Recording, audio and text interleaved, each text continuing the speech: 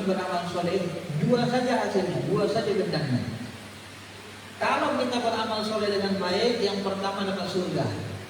Atau kalau kita semata-mata ikhlas karena Allah, tidak ingin surga, tak takut neraka, maka kita dapatkan kurbah, kedekatan kepada Allah, cinta kepada Allah. Surga mereka adalah bersama Allah. Maka menurut pendapat beliau, nanti di akhirat ada surga yang di dalam surga itu tidak ada bidadari, tidak ada makanan minuman mewah. Yang ada di dalam surga itu hanya zat Allah Subhanahu wa taala. Inilah yang diinginkan orang-orang makrifat. Kenapa?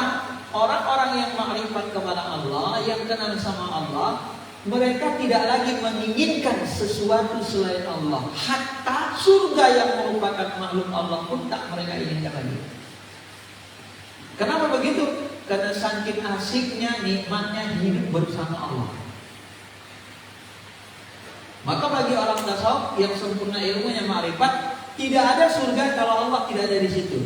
Dunia ini menjadi surga kalau kita merasa dekat dengan Allah, punya rasa cinta, unsiyah, dan punya rasa rindu kepada Allah. Di surga kalau tidak ada Allah, maka bagi orang ma'rifat tidak nikmat.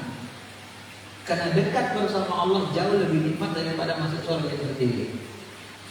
Memang di dalam akidah Ahlussunnah wal Jamaah, ya, ketika orang-orang beriman masuk surga, Allah bertanya kepada mereka, apalagi yang kalian inginkan wahai penduduk surga?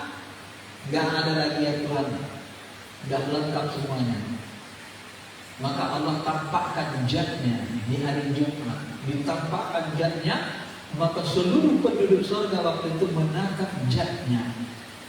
Begitu mereka menatap zatnya, terpesona. Lupa mereka dengan kenikmatan surga, lupa dengan bidadari, dan mereka tertidur selama 1000 tahun.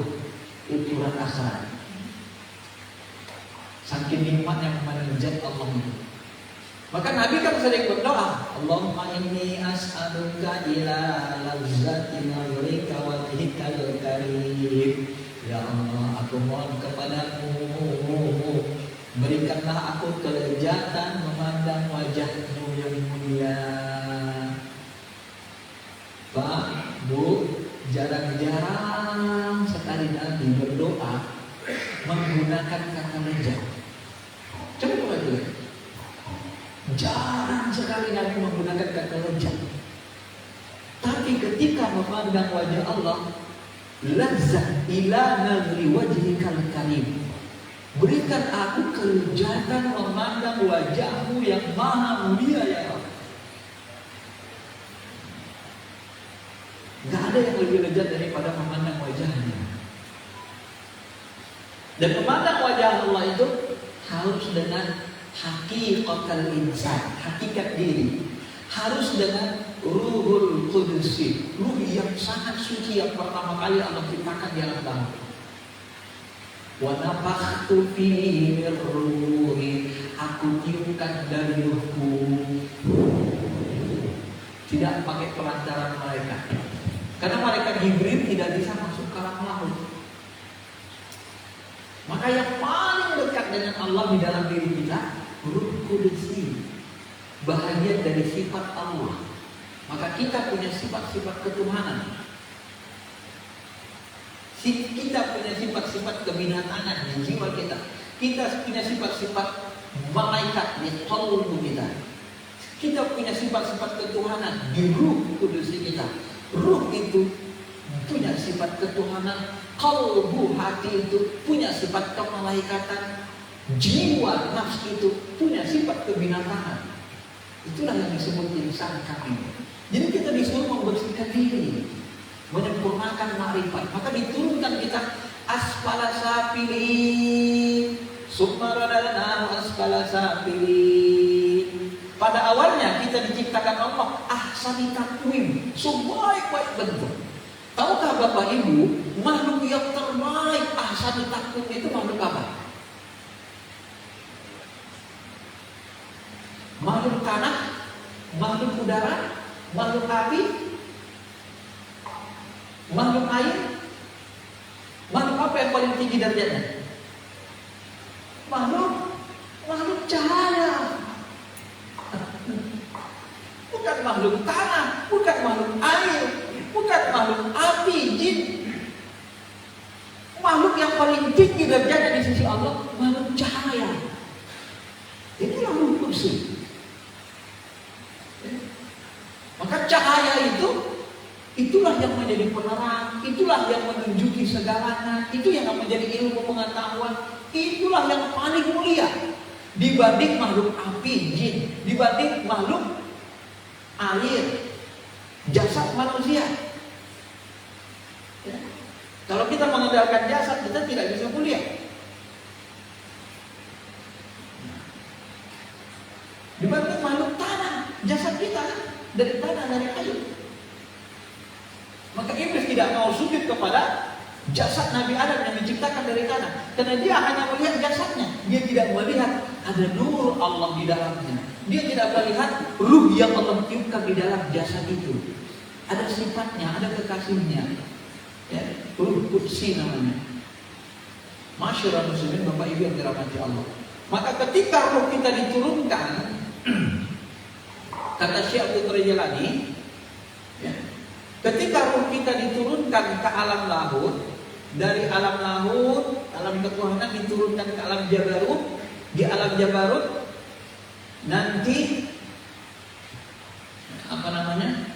diberikan bibit keimanan, kemudian di alam jabarut dilapisi lagi cahaya menjadi alam malakut. Ini yang disebut nanti dengan istilah beliau ruh sironi rawani, lapisan ruh yang ketiga. Baru diturunkan ke alam mulki, alam nyasa, alam jasa. Inilah yang kita kenal dengan ruh jismani. Nah, di bab selanjutnya nanti kita akan membahas ruah edal ruh, hanutur ruh. Hanutur ruh itu lapisan ruh kita ini ada ruah edarnya masing-masing. Ruh jismani dia mengalir di antara darah dan kulit, tulang belulang. Ruh jismani. Maka kalau Bapak berzikir di dalam tarekat ada zikir penuh jasad, dirasakan seluruh jasad kita ini berzikir. Itu melibatkan ruh jismani. Subhanallah walhamdulillah la ilaha illallah wallahu akbar. Ini zikir penuh jasad. Saya merasakan seluruh jasad saya berzikir, merinding dia. Ya. Nanti kalau ada lagi mendidik ruh itu ruh sironi raimani, itu di qalbu. Wah, kalau zikir itu kita merasa nikmat, kadang kita nangis. La ilaha illallah, la ilaha illallah, la ilaha illallah. Benar-benar cuma saling begitu kan? Nangis kita, keluar mana ada air mata. Tiada Tuhan selain Allah. Itu di qalbu ruhnya itu. Ruang edarnya di qalbu. Maka beribadah itu harus dinikmati. Salah satu azab yang ditimpakan Allah kepada orang beriman dan mereka tidak sadar itu adalah azab, adalah kata ulama. Apa itu? Ketika mereka beribadah, ibadahnya tidak terasa nikmat. Itu bagian dari azab rohani. Bapak Ibu kalau makan di warung Padang enak tak? Enak ya. Apalagi di warung mewah, enak banget. Iya kan? Tapi kalau lagi demam, lidah pahit, enak gak makan? Berarti lagi sakit, jasmaninya sakit.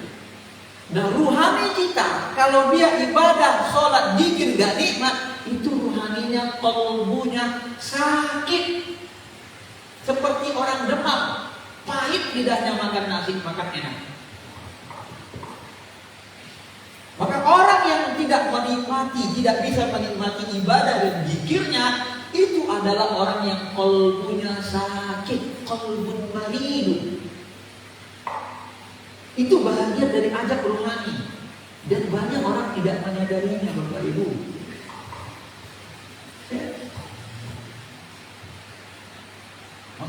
Syafi'i kan jelas. Apa kata Imam Syafi'i?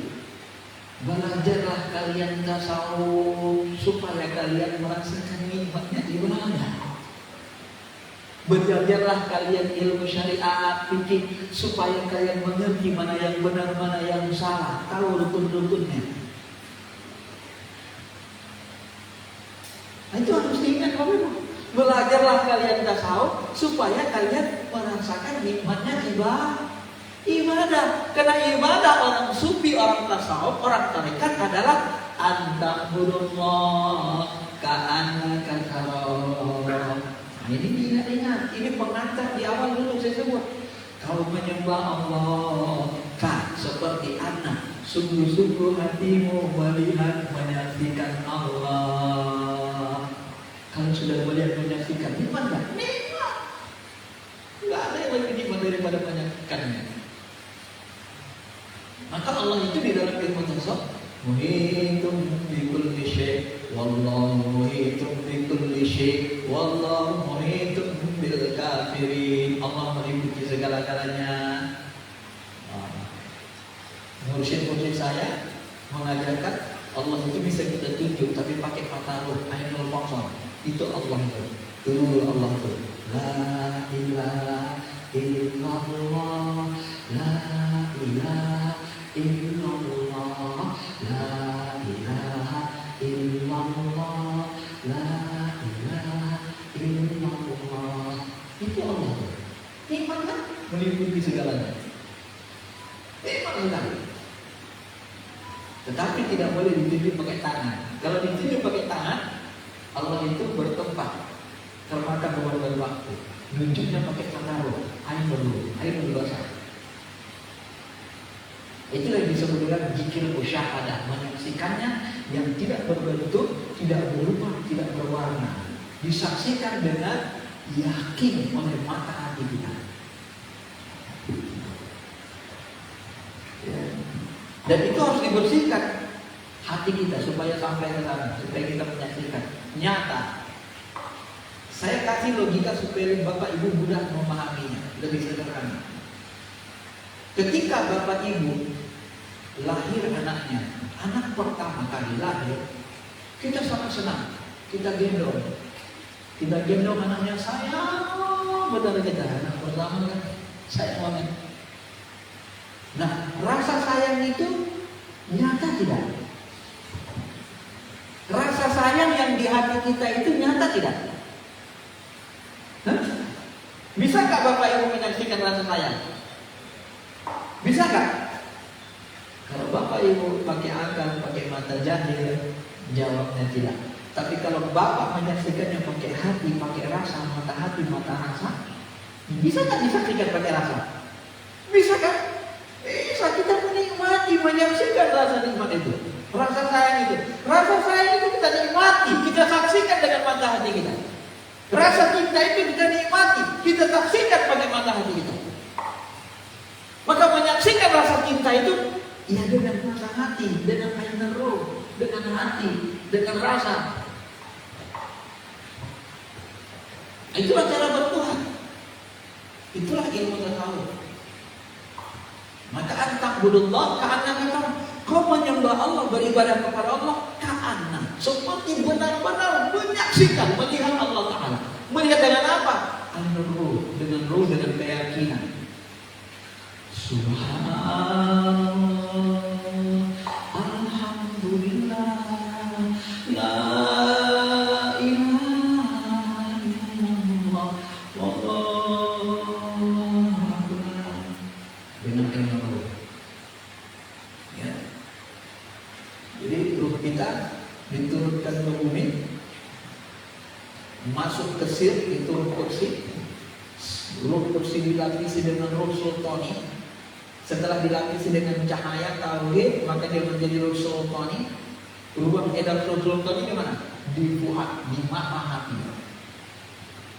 Maka kalau Bapak Ibu sudah sampai ke fuad mata hati, man kadzabal fuadu ma ra'a.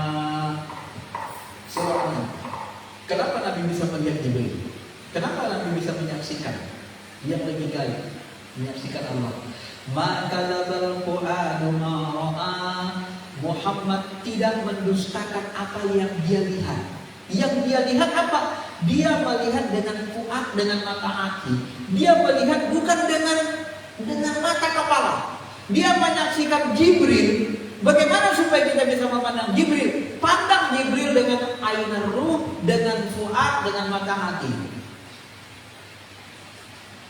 Maka hijab, apabila terbuka hijab-hijab kita, terbuka mata hati kita bisa memandang Jibril, bisa memandang malaikat. Jadi Nabi Muhammad memandang malaikat Jibril itu bukan pakai mata kepala. Kalau pakai mata kepala, harus Jibril mengkonversi dirinya, fisiknya menjadi fisik manusia, menjadi seorang pemuda. Baru bisa kita lihat pakai mata kepala. Kalau tidak, kalau menyaksikan fisiknya yang asli, dia menyaksikan wajah Jibril yang asli, yang terdiri sayapnya 300-an sayap, yang satu sayap saja bisa menutupi matahari antara timur dan barat. Itu menyaksikannya pakai apa? Pakai maka dzabal fuadu ma ra'a. Fuad, mata hati. Ada di situ yang keempat, ruh sultani, ruang edarnya. Maka kalau tingkat ulama khawas atau tingkat wali atau tingkat nabi, tingkat rasul, mereka yang sudah sampai kemari, mereka bisa menyaksikan malaikat, bisa menyaksikan alam ruh. Ya.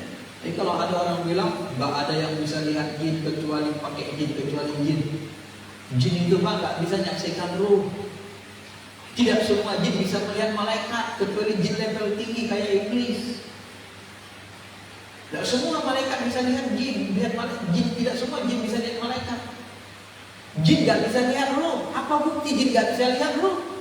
Ketika Nabi Sulaiman wafat, seluruh jin Nabi Sulaiman nggak tahu Sulaiman itu ruhnya udah pergi, ruhnya udah nggak ada di jasmaninya. Nggak tahu mereka.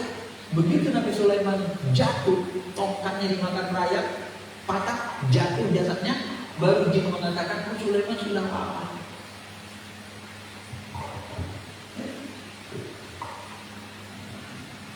Maka di dalam ilmu tasawuf, itulah ilmunya. Kenapa Nabi Muhammad bisa menyaksikan malaikat?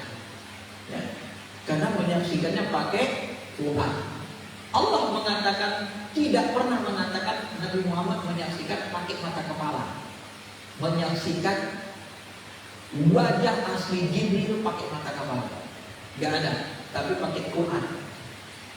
Jadi dalam diri kita, di dalam bahasa Quran ada namanya sodrun, dada, lapisan paling luar, larinya ke ruh jismani. Ada namanya qalbun, hati, itu lapisan ruhani, saironi rawani, lapisan kedua. Ada namanya fuad, itu ruh sultani, mata hati. Ada yang paling dalam, namanya apalagi? Lub, inti ruh, lubun, bahasa Qurannya lub, ulul albab. Tadi saya baca ayatnya. Ya. Wa ma yadzakkaru illa ulul albab. Ulul albab, albab itu jamak dari kata lub. Lub itu inti hati. Bahasa lainnya insan hakiki, hakikat manusia. Bahasa lainnya tiplul ma'ani, bayi maknawi. Bahasa lainnya banyak sekali digunakan istilahnya. Ruhul kudusi, ruh suci yang ada dalam diri kita.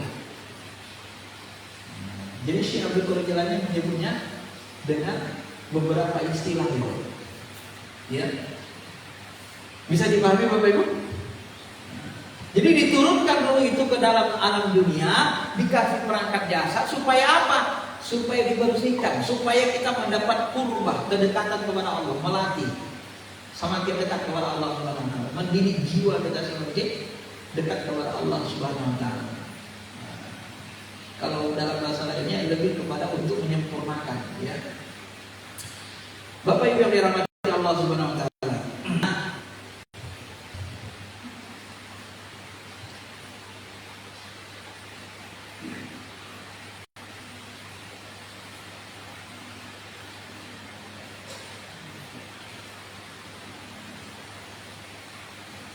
Ini bahasa Qurannya. Jadi lapisan hati sama dengan lapisan ruh. Ruh jismani ini diri kita sebenarnya Ini yang orang sebut dengan diri sunat diri. Ya. Kemudian dilapisi dengan cahaya. Ini ruh jismani. Ini dilapisi dengan cahaya menjadi ruh sultani. Lapisnya dilapisi dengan cahaya menjadi ruh ruhani, sironi rawani, dan seterusnya. Dilapisi dengan cahaya ruh jismani. Nah, di bab selanjutnya nanti ruang edar ini ada, dan ini nanti didiri. Dan kalau didiri nanti dia ada karomahnya masing-masing ruhani. Nah, maka disebut sir as-surat ini ada yang menerjemahkan jalan rahasia para wali, ilmu rahasia para wali. Karena dengan jalan ada mungkin bahasa ini Pak, dibongkar oleh beliau. Nabi sendiri gak diajarkan secara vulgar, ya seperti ini. Hanya diajarkan kecuali kepada orang-orang khusus, ya. Sahabat-sahabat besar. Bapak Ibu yang dirahmati Allah. Nah, inilah pensetaraannya dengan Al-Quran. Sodru, ruh jismani, qalbu, letak ruh sironi rawani, ruhani, fuad mata hati, letak ruh sultani, lubut letak inti, kurul kursi letaknya di sir kita. Nah dengan sir inilah kita memenuhi Allah. La ilaha illallah, la ilaha illallah. Jadi kayak ada chip di dalam diri kita ini. Dulu itu sangat dekat dia mengenali Allah, dia menyaksikan Allah. Jadi supaya kita sampai ke sana itu dibersihkan cermin hati kita. Harus dibersihkan Pak. Gak bisa nggak bersih. Kalau nggak bersih ya nggak bisa kasih, nggak bisa tebus.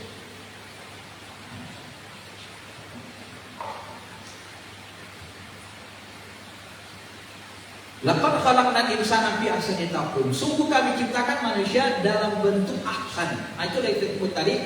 Ahsani taqwim, bentuk yang terbaik itu adalah bentuk Nur Muhammad, bentuk cahaya.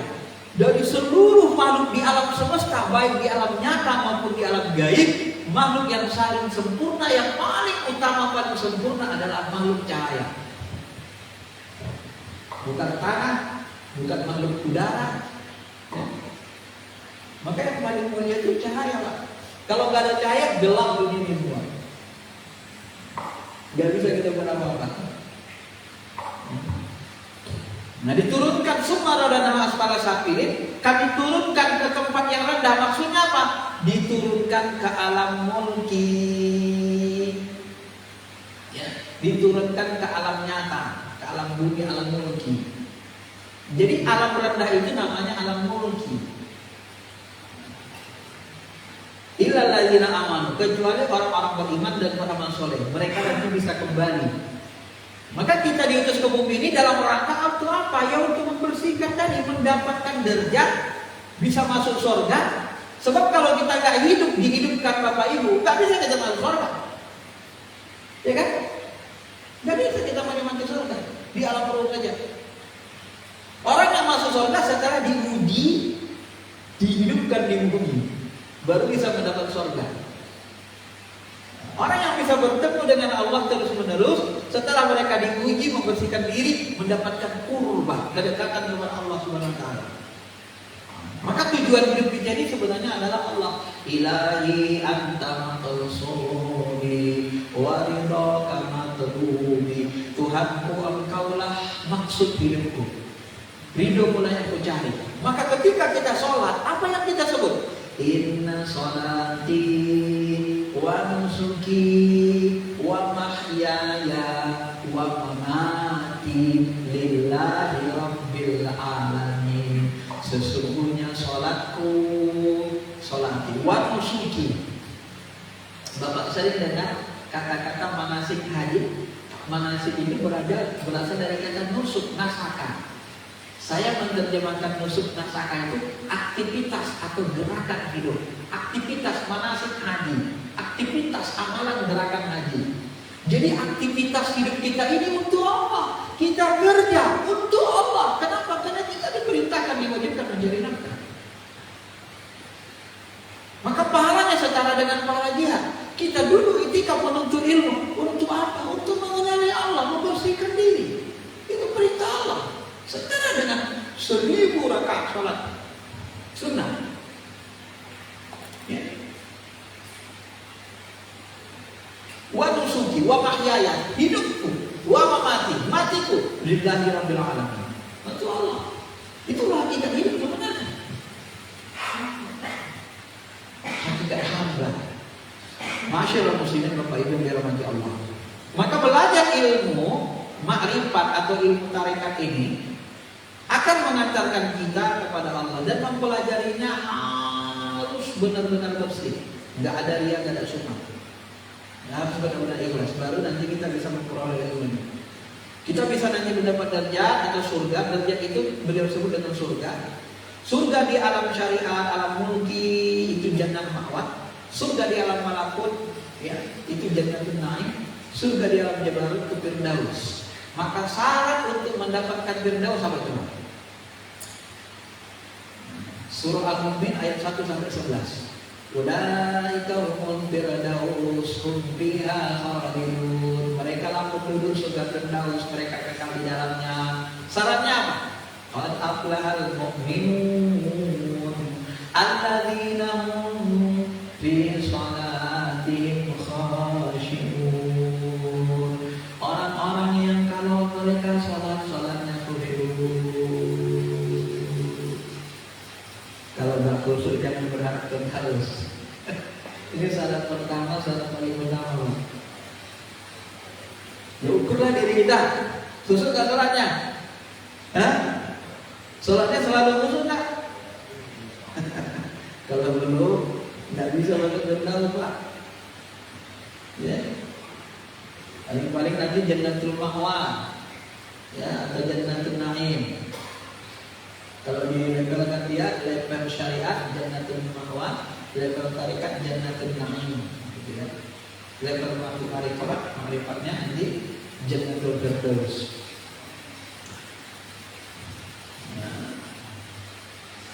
Dengan ilmu makrifat ini nanti kita akan mengenali zatnya atau hampir pada zat yang tidak berbentuk, tidak berupa, tidak berwarna. Karena yang paling mengenal Allah itu adalah Ruh Qudusi. Ruh Qudusi di alam nahula yang berjalan kepada Allah Subhanahu wa taala.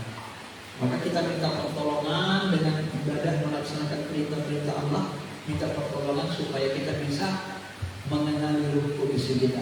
Paling tidak kita bisa mengenali dengan memandangnya dengan rasa, dengan mata hati. Bapak Ibu dirahmati Allah Subhanahu wa taala.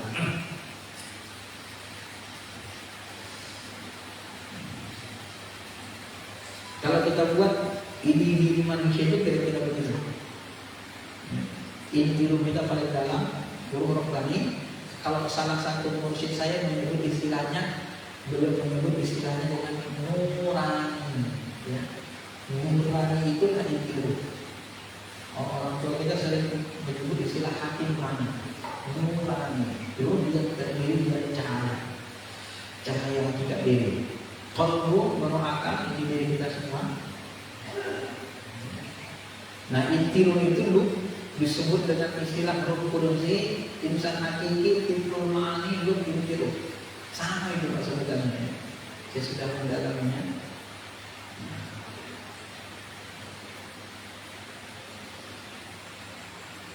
Maka amalan yang paling mulia itu kata Syekh Jibril Jalani, amalan yang melibatkan ruh.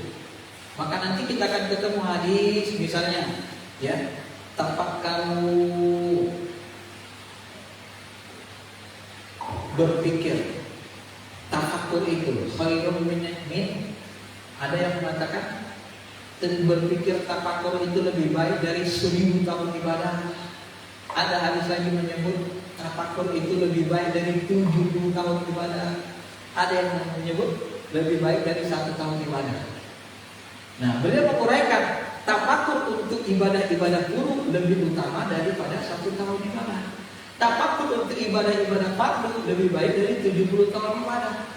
Tafakkur tentang Allah, tentang sifat, tentang tauhid, ilmu pokok, tentang ma'rifat lebih utama daripada 1000 tahun ibadah. Itu penjelasan beliau. Ya. Makanya Imam Syafi'i juga mengatakan Sama dalam riwayat Imam Syafi'i mengatakan tafakur itu lebih baik dari 1000 kali ibadah. Sebab kalau bapak ibadah saja tanpa diiringi amalan hutang tafakur, kering nanti ibadahnya. Ya, bagaimana kita beribadah tidak kenal sama Allah, tidak pernah tafakur? Siapa Tuhan yang kita sembah? Bagaimana bentuk rupa warnanya? Tak berbentuk, tak berupa, tak berwarna. Ya bagaimana hakikatnya? Hakikatnya meliputi. Bagaimana hakikatnya lagi? Hakikatnya dekat, tapi tak bersentuhan. Jauh, tapi tak berjarak. Hakikatnya bagaimana? Dia tidak makhluk, maka dekatnya berbeda dengan dekatnya makhluk.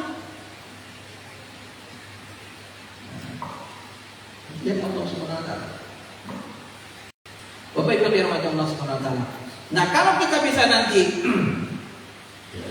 mengamalkan ini, nanti ujungnya tentu nanti kita akan menjadi wali Allah, minimal wali afdal. Walaupun nanti kita tidak akan mengaku diri kita wali, kita akan merasakan doa kita mustajab, sholat kita nikmat, ya. Maka di kalangan sahabat-sahabat besar itu Bapak Ibu, kalau ada yang menyakitinya, kemudian dia marah, semoga Allah mengajak sebelum kau mati. Dia ajak Tuhan lagi sebelum mati. Kalau dia sudah seperti marah begitu kan. Bapak Ibu yang dirahmati Allah Subhanahu wa taala. Jadi bab 2 ini tidak banyak penjelasan beliau. Beliau hanya menjelaskan, ini termasuk bab yang paling sedikit. Beliau hanya menjelaskan dengan judul kembalinya kita ke alam, diturunkannya manusia ke alam, kembalinya manusia ke alam asal. Beliau mengatakan manusia diturunkan ke alam paling bawah dalam rangka untuk mendapatkan qurbah, kedekatan atau mendapatkan derajat, mendapatkan surga. Sebab kalau kita tidak dihidupkan, kita tidak bisa masuk surga. Kalau kita tidak diuji, tidak layak kita dianggap sukses. Kita dapat ijazah SD, setelah ada ujiannya, ada sekolahnya. Dapat ijazah SMP pun sama, ada sekolahnya, ada ujiannya.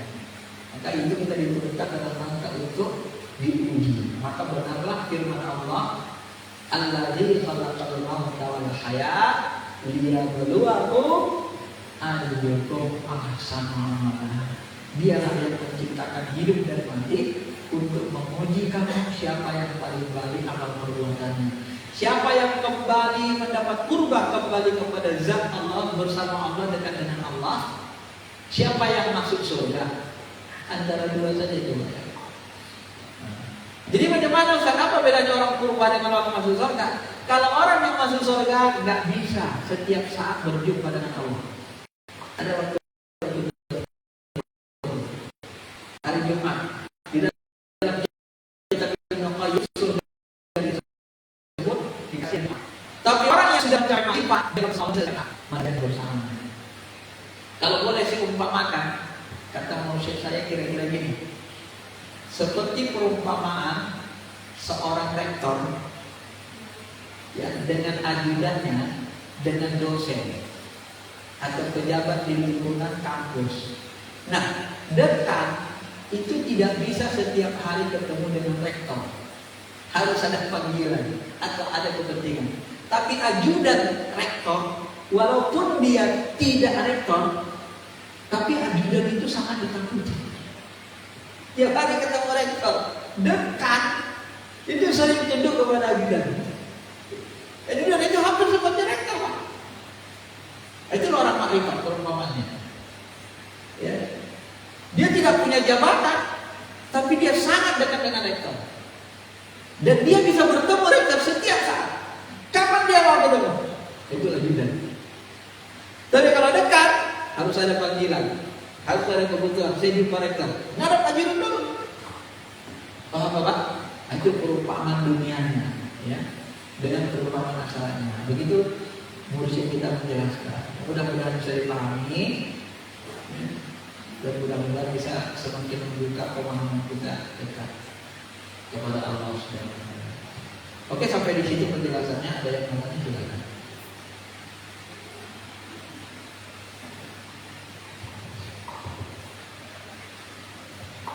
Ada yang mau tanya, Pak? Ya. Bagaimana kalau orang yang akhirnya di luar tidak mengenal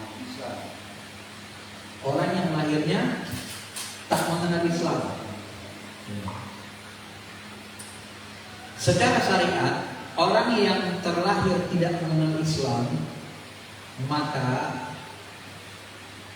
dia, misalnya orang-orang Islam lah ya, maka dia harus mencari, sebenarnya hatinya mencari Tuhan, ya.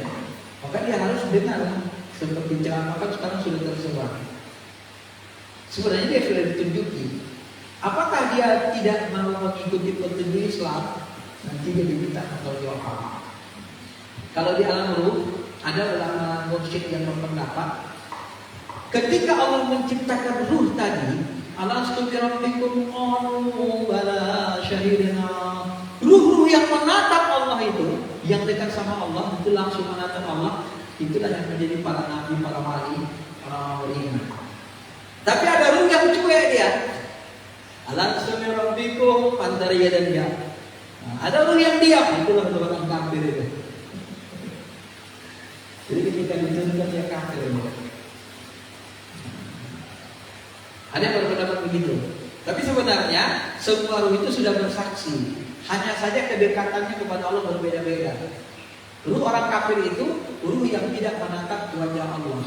Maka orang yang diharapkan menatap wajah Allah di akhirat adalah orang kafir.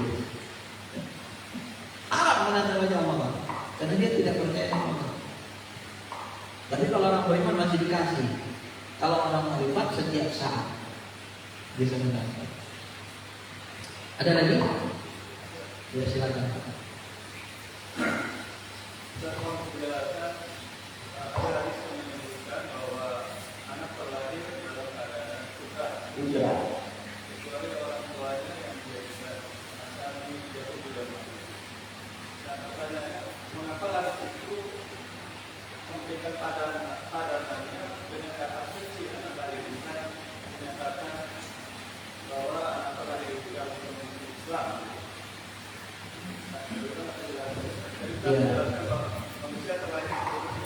Keadaan fitrah.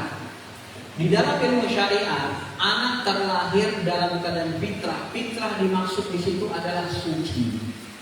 Dalam hadis itu disebut seperti kertas lembaran putih, belum tercorek apapun. Mau kita tulis apa lembaran putih kertas kosong ini? Yang nulisnya orang tuanya. Mau disekolahkan kemana? Jadi itulah dia nanti.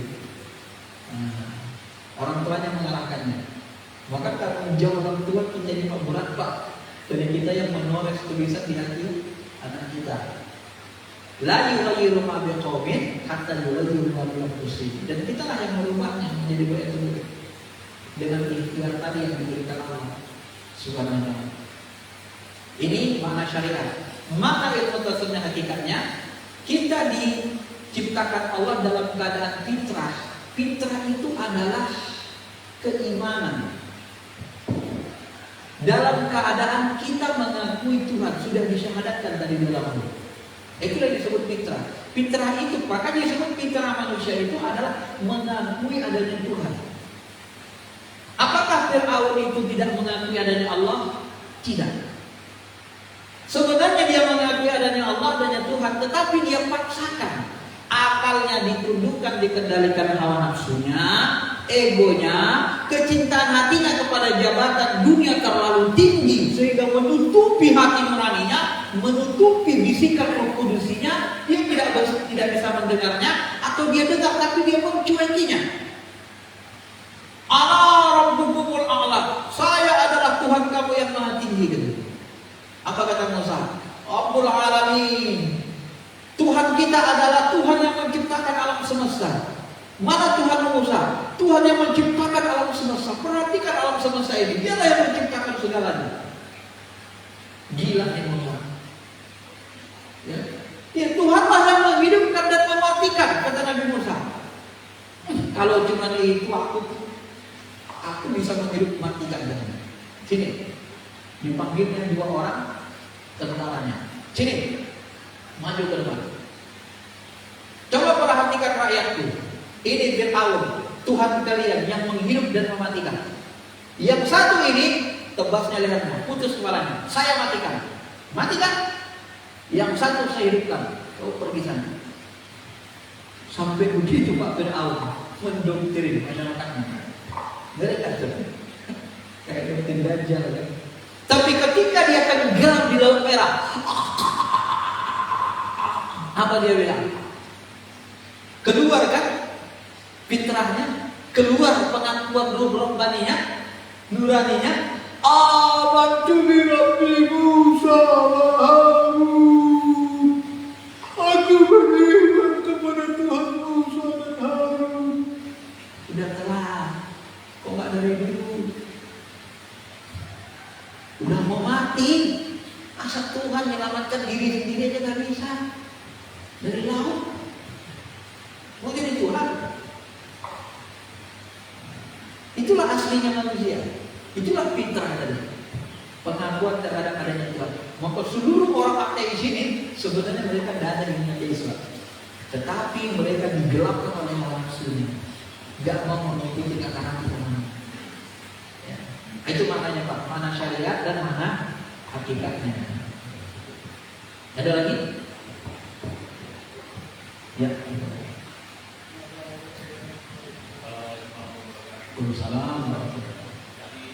Di belakang ada disebutkan oleh Ustaz katanya jika kita mencapai makrifat kita bisa tidak menjadi wali dengan derajat yang dapat derajat dan atau surga, derajat wali, surga dan turba. Pertanyaan saya pernah mendengar dalam kajian online bahwa salah satu jalan makrifat itu yang mudahnya itu dengan salamatus sodar, menyelamatkan hati, membersihkan hati. Bahkan ada beberapa kisah bagaimana orang biasa, orang awam yang hanya dengan gerakan salamatus sodar itu bisa diangkat derajatnya oleh Allah. Ini bagaimana penjelasannya? Yang kedua terkait dengan ismiru. Saya juga pernah mendengar salah satu jalan untuk menuju ke makrifat itu dengan membuka mengenali nama Allah. Kemudian kita juga berriato untuk agar supaya nama jasa dan nama kita itu bisa semakin sinkron dan seterusnya. Bagaimana penjelasannya? Iya. Bapak Ibu yang dirahmati Allah, semua ulama, baik Imam Al-Ghazali, ulama tasawuf ya, Syekh Abdul Qadir Jilani, Ibnu Arabi dan lain-lain sebagainya, ulama besar, semua sepakat bahwa jalan untuk mengenali Allah ini adalah membersihkan qalbu.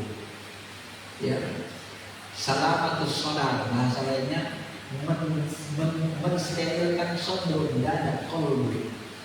Kalau bahasa Quran, qalbun salim, qalbun yang selamat. Kamu nanti kembali kepada Allah dengan qalbun salim. Qalbun salim itu tidak tertarik kecuali kepada Allah saja. Qalbun salim itu qalbun yang Islam. Islam itu pasrah berserah diri kepada Allah saja. Maka kalau kita mau meninggal, saya kasih tahu kiatnya Pak. Kalau nanti tanda-tanda sakaratul maut kita mau tiba, Bapak nggak usah ingat selain Allah, pasrahkan saja. Begitu Bapak pasrahkan tawakal penuh ke Allah, itu keluarnya gampang. Husnul khotimahnya enak. Tapi ketika Bapak ingat dunia, kenapa ada orang dikeluarkan ruhnya susah sekali? Ciri-ciri husnul khotimah kata Nabi. Itu ciri husnul khotimah. Mendentur kayak kerbau. Pernah lihat orang sakaratul maut itu di rumah sakit? Na'udzubillah. Itu ciri husnul khotimah. Kenapa? Karena ruhnya masih mencintai selain dari Allah. Ruhnya masih ingat dunia. Aku lagi, anakku lagi, istriku lagi. Nggak mau keluar ruhnya. Oh, keluar kata mereka. Dipaksa. Udah cukup waktunya. Udah tiba masuknya. Dia nggak mau keluar. Dia dosa dia mati terikat dengan dunia ini. Maka dia sudah meninggal itu. Halnya dia meninggal. Dia pikir dia tidur saja. Biasanya jasadnya dikapani, dimandikan. Kenapa dimandikan? Tiba-tiba sudah berjumpa di kuburan alam kubur dengan malaikat munkar nakir, baru terkejut dia rupanya sudah mati benar dia. Kan ada riwayat yang begitu kan? Maka Al-Ghazali sendiri kan mengatakan takhalli, apa itu takhalli? Kosongkan hati dari seluruh sifat-sifat tercela. Habis dapat balik jim ha jim ha dibalik menjadi jim. Tahalli baru diisi dengan sifat-sifat terpuji. Baru tajalli menyaksikan kenyataan Allah, kenyataan zat, sifat, asma, af'alnya. Syekh Abdul Qadir Jilani juga mengatakan begitu. Untuk sampai ke sana awalnya apa? Talqin. Talqin itu apa? Bai'ah. Asyhadu an la ilaha illallah. Maka kalau masuk tarekat itu bai'ah dulu. Bai'ah itu janji setia mentaati Allah. Itu isinya. Syahadat itu intinya. Ya. Bai'ah. Setelah itu apa? Taubat. Maka kalau kita masuk tarekat Naksabandi mau suruh pertama kali disuruh mandi taubat, disuruh habis mandi taubat sholat sunat awal. Semua berawal dari dibersihkan. Jadi orang-orang yang kembali kepada Allah dalam keadaan selamat itu hanya orang yang qalbun salim, orang yang bersih hati, yang ikhlas, yang tunduk Allah.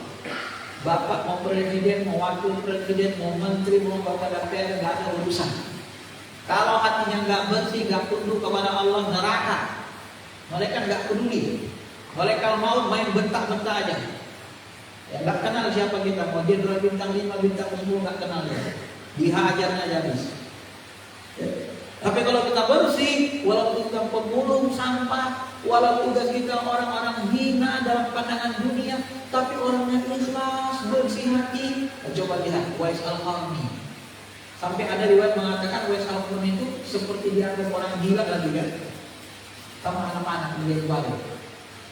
Ya, sederhana, hanya pengembala kambing. Tapi apa kata Nabi?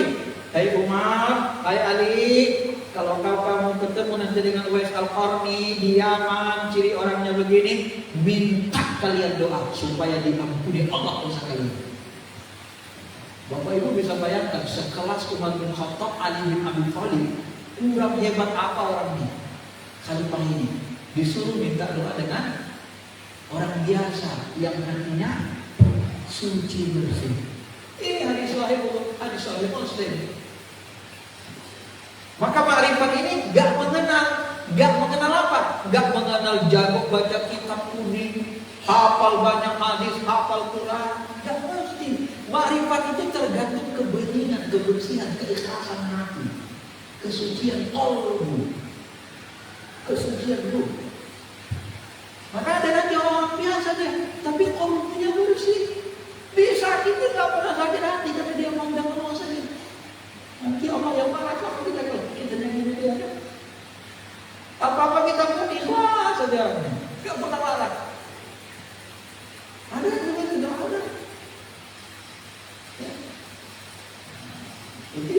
Itu makanya disebut Uwais Al-Qarni itu saking beningnya hatinya bercahaya, alam malakut malaikat semua kenal dengan dia. Kenapa? Setiap ibadahnya mancarkan cahaya seperti malaikat melihat bintang-bintang di bumi, bintang-bintang di langit kita lihat. Kan kata Nabi, semua rumah yang dibacakan Quran itu terlihat seperti bintang-bintang di langit. Kita lihat bintang di langit kan bercahaya. Malaikat di langit melihat ke bumi. Setiap kita beramal karena amalnya khusyuk, ikhlas, itu mantulkan cahaya. Quran yang kita bacakan mantulkan cahaya. Zikir yang kita bacakan mantulkan cahaya. Ya kanalah seluruh malaikat yang dilihat di bumi itu terang sekali cahayanya. Tiap hari terang cahayanya. Maka terkenal di langit, walau di bumi gak dikenal. Sampai Nabi sendiri bisa kenalinya jarak jauh. Nabi gak pernah jumpa dengan Uwais Al-Qarni. Gak pernah ketemu. Tapi Nabi bisa memandang cahaya rohaninya dari kejauhan. Tuh terang sekali cahaya orang Yaman itu. Nanti kalau jumpa orangnya, minta doa sama dia. Nabi melihatnya pakai kalbu, suara mata hati. Terang sekali cahayanya. Karena amal soleh kita juga punya energi. Semua amal baik kita itu bercahaya. Dia menghasilkan nur, cahaya, energi. Maka hadis-hadis sahih itu banyak sekali kalau Bapak baca hadis sahih.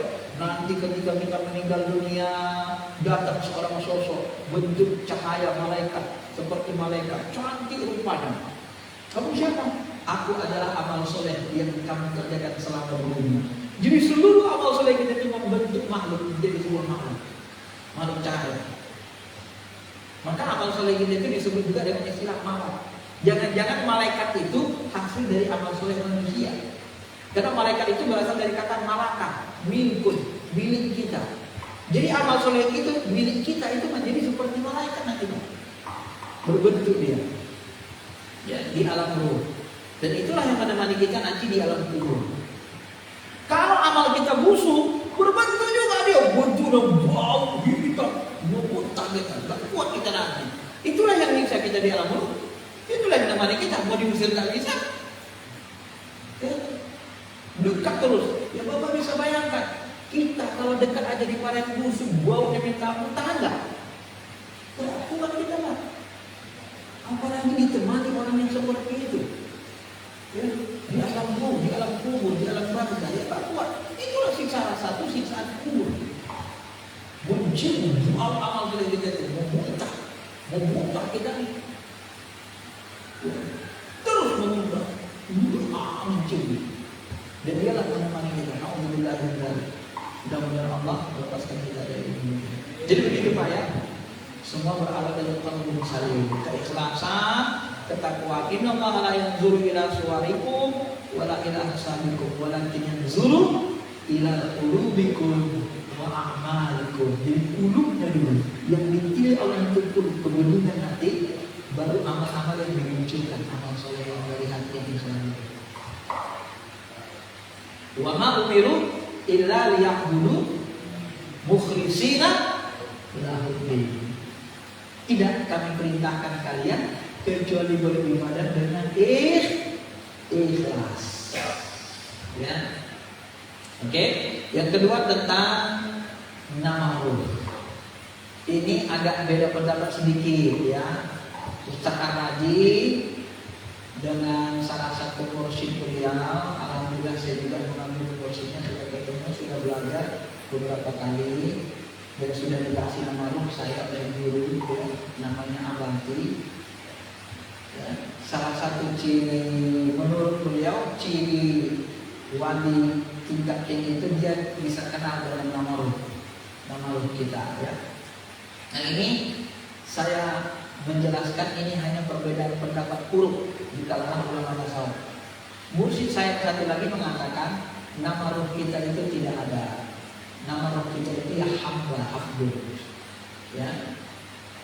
Nah, Ustaz Ar-Raji mengatakan bahwa yang tahu nama roh itu salah satunya adalah wali-wali gaus tingkat tinggi. Ya, wali gaus seperti Gunung Ali.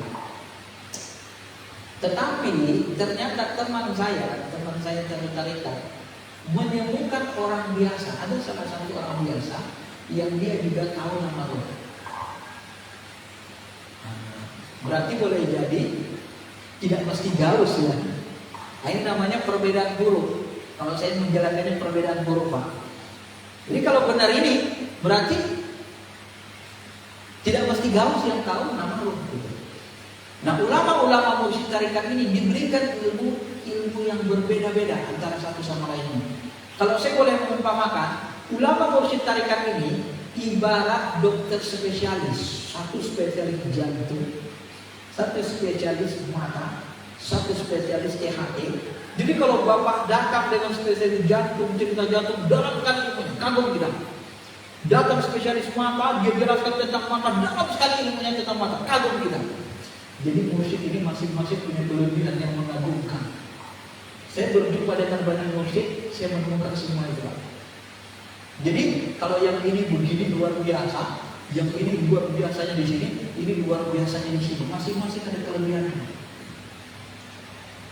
Jadi itu pendapat saya, ya pendapat Ustaz Ar-Raji begitu. Dan saya sudah dapat ilmunya itu, saya sudah diberitahu nama roh saya. Tetapi ternyata, itu tadi, ternyata teman saya yang sudah juga dipuji oleh Abadi, salah satu mursyid Ustaz Ar-Raji, ya, tidak saya sebutkan namanya, sudah ketemu dengan beliau, sudah memberikan tongkat, dia sangat disiplin. Menemukan satu orang biasa, ya orang awam Pak, tapi orangnya ya itu tadi, ikhlas saja bawaannya, ya, bisa bersih hati tadi. Ternyata dia punya ilmu mengetahui roh tadi, nama-nama roh. Cuma mesti saya satu mengatakan, beliau mengatakan, kalau ada nama roh itu, insya Allah saya tidak akan dilewatkan Allah untuk mengetahuinya. Menurut saya nama roh itu tidak ada, kata beliau. Ini perbedaan huruf namanya. Kalau saya memahami, ini hanya perbedaan ilmu yang Allah berikan, ya, kepada ulama musyrik. Ya seperti tadi Pak. Nanti dokter spesialis THT dia bilang tentang mata retina mata gini kan dia nggak ngerti. Ya dia kan dikasih ilmu tentang retina mata. Karena dia THT-nya tuannya gitu ya. Kira-kira gitu ya. Jadi perbedaan huruf tidak usah menjadikan kita menjadi apa namanya, saling menyalahkan gitu ya. Macam-macam Pak ya. Ada mursyid yang bisa begini, ada mursyid tuh yang ayahnya 2 kali meninggal di kubur, hidup lagi ada. Ada mursyid begitu. Dia dapat ilmu 2 kali meninggal, tak mati di kubur, hidup lagi. Begitu hidup, ya masyarakat ketakutan dong. Duduk di halaman. Hantu katanya. Hantu ini aku katanya. Ada yang seperti itu. Orangnya masih hidup. Itu salah satu juga mursyid yang saya banyak belajar dari beliau. Ya. Anaknya masih hidup. Dan anaknya itu seorang habib. Kalau di dalam ilmu kewalian itu biasa. Ya Bapak tonton lah film Sunan Kalijaga 9 wali. Karomah itu hal yang biasa kan? Tapi kalau kita nggak masuk ke dalam ilmu itu hal yang luar biasa. Ya. Ada lagi? Satu lagi kalau ada? Cukup? Ya. Saya kira itu saja Pak. Ya, mudah-mudahan bisa. Sekali lagi saya katakan ilmu ini adalah ilmu untuk mengenal Allah, supaya kita dekat dengan Allah, supaya kita bisa mencintai Allah, terus menerus memelihara rasa rindu dalam hati kita kepada Allah. Sehingga nanti pada waktunya kita dipertemukan kepada Allah yang sangat kita rindukan, yang sangat kita nikmati. Melihat nurjatnya aja hari di dunia sudah sangat nikmat bagi kita, apalagi nanti melihat wajah asli yang bentuk asli atau bentuk zat yang Allah inginkan dan ditampakkan kepada kita, maka itu tentu lebih lancar lagi. Seperti yang dikatakan Nabi kita Muhammad SAW, "Satanzuruna rabbakum kama tarawna hadza lailatul." Kelak kalian akan melihat Tuhan kalian seperti kalian melihat bintang, seperti kalian melihat bulan purnama ini. Apakah kalian merasa susah melihat bulan purnama? Tidak. Nanti begitulah kalian melihat Tuhan kalian. Allah akan menunjukkan jalan. Mudah-mudahan bisa dipahami dan mudah-mudahan kita semakin dekat dan taat kepada Allah. Terima kasih. Assalamualaikum warahmatullahi wabarakatuh.